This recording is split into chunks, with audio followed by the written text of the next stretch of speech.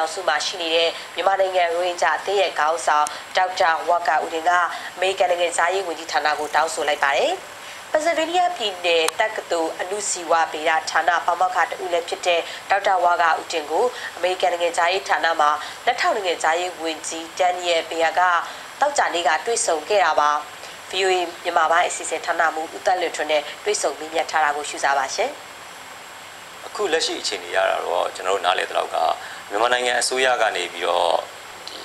ပြဋ္ဌာန်းထားတဲ့တိုင်းရင်းသားတွေစီးရင်မှာဆိုလို့ရှိရင်လည်းလက်ရှိနောက်ဆုံးပြဋ္ဌာန်းချက်အရာဆိုလို့ရှိရင်ရိုဟင်ဂျာဟာတိုင်းရင်းသားအဖြစ်သတ်မှတ်ခြင်းမခံရဘူးပေါ့နော်အလားတူပဲနေဟိုအနည်းဆက်ဆုံးရှိနေတဲ့ရခိုင်တိုင်းရင်းသားတွေဆိုလို့ရှိရင်လည်း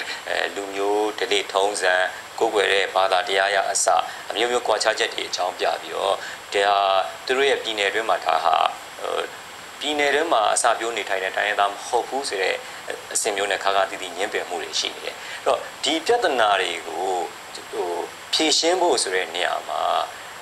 ဘယ်လိုဖြေရှင်းမှရနိုင်မလဲဆိုတာကိုဒေါက်တာဝါကာအနေနဲ့ဘယ်လိုယူဆတယ်လဲခင်ဗျာဒီပြဿနာကိုဖြေရှင်းဖို့အတွက်ရိုဟင်ဂျာလူမျိုးကနည်းနည်းသီးသန့်ဖြစ်ပေမဲ့မတူပေမဲ့ culturally religious wise traditionally မြန်မာအစိုးရနဲ့မြန်မာ society ကရိုဟင်ဂျာကိုလက်ခံရပါ open minded အမြင်ကျပြီးတော့လက်ခံရမယ်ဒီဒါရလူမျိုးပါပဲကျွန်တော်တို့လူသားလူမျိုးပါပဲကျွန်တော်တို့နဲ့မတူပေမဲ့သူတို့လည်း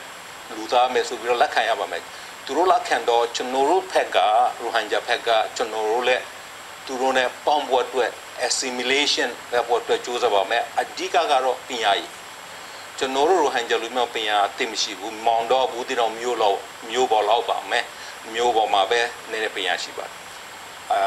အပြင်သွားရင်ဟိုအနေကိုသွားရင်ရွာတွေဘာတွေမှာပညာမရှိဘူးလူတွေမှာပညာမရှိရင်လူတွေကအမြင်မကြည့်ဘူးလူတွေကမပေါင်းချင်ဘူး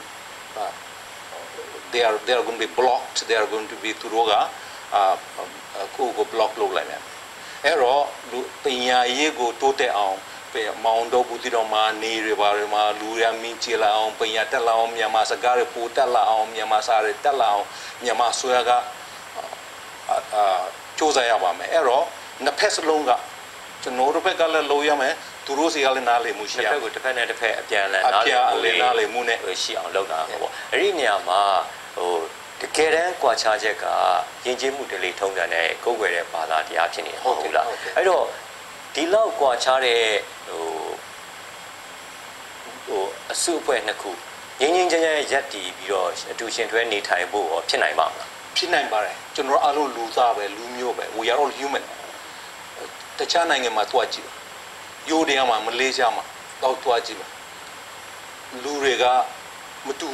တူပဲမဲ့အမြင်ကျေသွားရင်လူတွေပညာတတ်ရင်လူကအထွေခေါ်ရှိပါမယ်အထွေခေါ်ရှိရင်လူတွေကပေါင်းပါမယ်အခုရိုဟင်ဂျာမှာဘာသာတရားတူပဲမဲ့ဘာသာတရားဆိုတာ personal the belief ယုံကြည်မှုအဲ့ဒါကလူတယောက်ကမှ harm မဖြစ်ပါဘူးဘာသာတရားကနောက်တစ်ယောက်ကဘာသာတစ်ခုကနောက်တစ်ခုကိုဘယ်တော့မှ harm မဖြစ်ပါဘူး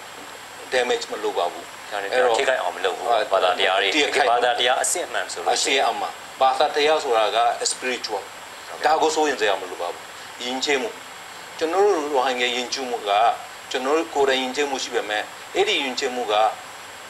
မြန်မာယဉ်ကျေးမှုရခိုင်ယဉ်ကျေးမှုကိုဘယ်လိုထိခိုက်ပါမရပါဘူးထိခိုက်လို့မရပါဘူးဒါပေမဲ့ကျွန်တော်ဖြတ်မေးချင်တာတခုကတော့ဥပမာအဖြစ်ရိုဟင်ဂျာတွေရဲ့ကိုယ်ပိုင်ဘာသာစကားရှိတယ်ဆိုပေမဲ့လည်းတကယ်တမ်းနီးစပ်တာကတစ်ဖက်ကဘင်္ဂလားဒေ့ရှ်နိုင်ငံမှာရှိနေတဲ့ဘင်္ဂလီလူမျိုးတွေနဲ့ပို့ပြီးမနီးစပ်ဘူးလားဘာသာတရားအရာရောပြောတဲ့စကားအရာရောဒီဝတ်စားစင်ပုံနေထိုင်ပုံအရာရောအပြင်ကကြည့်ရင်သူတို့နဲ့နည်းနည်းတူတယ်လို့ထင်ပါတယ်လူတွေကဒါပေမဲ့တကယ်လို့ကြည့်ရင်မောင်တော့ဘုတင်တို့တွားကြည့်ရင်ရိုဟင်ဂျာလူမျိုးတွေကဘလို့နေလဲဘလို့ဟိုစကားပြောလဲသူတို့နေထိုင်မှုတွေပါတော့ကွာပါတယ်ကျွန်တော် example တစ်ခုပေးပါမယ်ဥပမာတစ်ခုပေးပါမယ်ရိုဟင်ဂျာ something လောက်ဘင်္ဂလားဒေ့ရှ် refugee နဲ့တော့ခဲ့ပါတယ်ဟိုမှာဘင်္ဂလားဒေ့ရှ်မှာတယောက်မှရောက်လို့မရဘူး refugee နဲ့ သိတာနေပါဘာဖြစ်လို့ဆိုတော့သူတို့မတူပါဘူးကျွန်တော်တို့ ဟုတ်ကဲ့အဲ့တော့သူတို့ရဲ့ဇာတိဟာဘာပဲပြောမြန်မာပြည်ဘက်ကဇာတိပဲဖြစ်နေတယ်ပေါ့အဲ့တော့ကိုဇာတိမှာပဲကိုနေချင်းကြတယ်ကိုနေချင်းကြတယ်ရိုဟင်ဂျာနဲ့ဘင်္ဂါလီနဲ့အများကြီးကြောက်ပေါ်ပါတယ်အဲ့တော့အခုမကြသေးခင်ကပဲဒီဒေါက်တာဝါကာကိုဒီဒေါက်တာဝါကာကအမေရိကန်နိုင်ငံသားရေးဝန်ကြီးဟီလာရီကလင်တန်ရှိကိုစာရေးတဲ့စာကိုအမေရိကန်နိုင်ငံသားရေးဝန်ကြီးဌာနရဲ့မြန်မာနိုင်ငံဆိုင်ရာအထူးကိုယ်စားလှယ်ပေါ့နော်အခုမကြခင်မှာတာမန်ကြီးဖြစ်မယ်လို့လည်းခံမှန်းခံထားရတဲ့ Derek Mitchell အပါအဝင်ဒုတိယလက်ထောက်နိုင်ငံသားရေးဝန်ကြီး Michael Posner တို့ကလည်းစာပြန်ရေးထားတာကျွန်တော်တွေ့ပါတယ်အဲ့တော့သူတို့ရေးပြန်ထားတဲ့စာတွေရဲ့အကျဉ်းချုပ်ကဘာလဲဆိုတော့ကျွန်တော်ပြန်ရှင်းပြပါလားဘာများပြောပြတဲ့ချုပ်လေးပေါ့အဲ့ဒီစာမှာရေးတာကသူတို့ကရိုဟင်ဂျာလူမျိုးအတွက်ရိုဟင်ဂျာလူမျိုးကိုခံစားနေရတဲ့ခံပြေမှာ politically religious culturally socially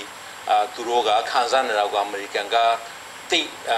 ဟိုစားစိုးရင်ပါတယ်တဲ့အဲ့တော့သူတို့ကို abuse human right violation လူအခွင့်အရေးနဲ့နေဆက်တာကိုအမေရိကန်ဆိုရကသိစိုးရင်တဲ့စိုးရင်တော့Secretary Hillary Clinton မှာပြသွားတော့ကသမဒဦးသိန်းစင်နဲ့ကိုယ်တိုင်စကားပြောခဲ့ပါတယ်လို့ကျွန်တော်မစာမရေးပါတယ်သူတို့ကဒါမျိုးလူမျိုးတမျိုးကိုတခြားလူမျိုးတမျိုးကတခြား government အစိုးရတစ်ခုကဒီလိုနှိပ်စက်တာဒီလို human right violation လုပ်တာ American ကဘယ်တော့မှသိကမှာမဟုတ်ပါဘူးလို့ရေးထားပါတယ်အဲ့တော့သူတို့ကရိုဟင်ဂျာတွေရဲ့ human right violation လုပ်တာကိုသူတို့ကဆက်လက်ပြီးတော့ဥစားလုပ်ပါ pursue လုပ်ပါမယ်ကာကွယ်ပေးဖို့ကြိုးစားပါမယ်ကာကွယ်ပေးကြိုးစားပါမယ်လို့ရေးပါတယ်ဟုတ်ကဲ့